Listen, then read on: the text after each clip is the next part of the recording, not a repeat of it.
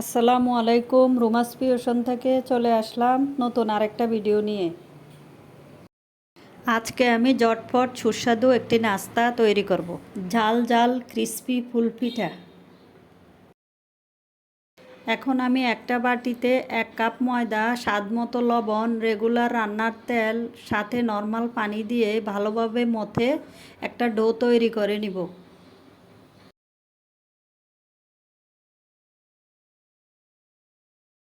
আমি শুরুতে কালো জিরাটা দিতে ভুলে গিয়েছি। এখন আমি কালো জিরাটা দিয়ে ভালোভাবে ডোটাকে মথে নিচ্ছি। আপনারাও শুরুতে দিয়ে দিবেন। এই ডোটা নর্মাল পরোটার ডোয়ের মতো হবে। এরপর উপর দিয়ে সামান্য একটু তেল মেখে কিছুক্ষণের জন্য রেখে দিব।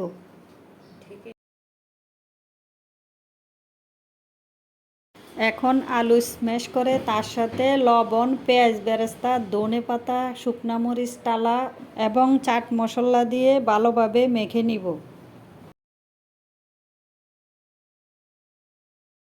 ডোটাকে ভালোভাবে মথে পাতলা করে 2টা রুটি বেলে নিব। আমি কর্নফ্লাওয়ার দিয়ে রুটিটা বেলে নিচ্ছি, কারণ কর্নফ্লাওয়ার ইউজ করলে রুটিটা ভাজার পর আরও মচমচা হয়। প্রথমে একটা রুটি নিয়ে রুটির উপরে পুরটা ভালোভাবে চারিদিকে সমানভাবে স্প্রেড করে নিব। স্প্রেড করা হয়ে গেলে উপর দিয়ে আমি আরেকটা রুটি দিয়ে চারিদিকটা সমানভাবে স্কোয়ার করে কেটে নিব। ভিডিওতে যেভাবে দেখানো হচ্ছে এইভাবে ছোট ছোট করে স্কোয়ার করে কেটে নিব। স্কোয়ারের উপর পিঠার সাইজ নির্ভর করে।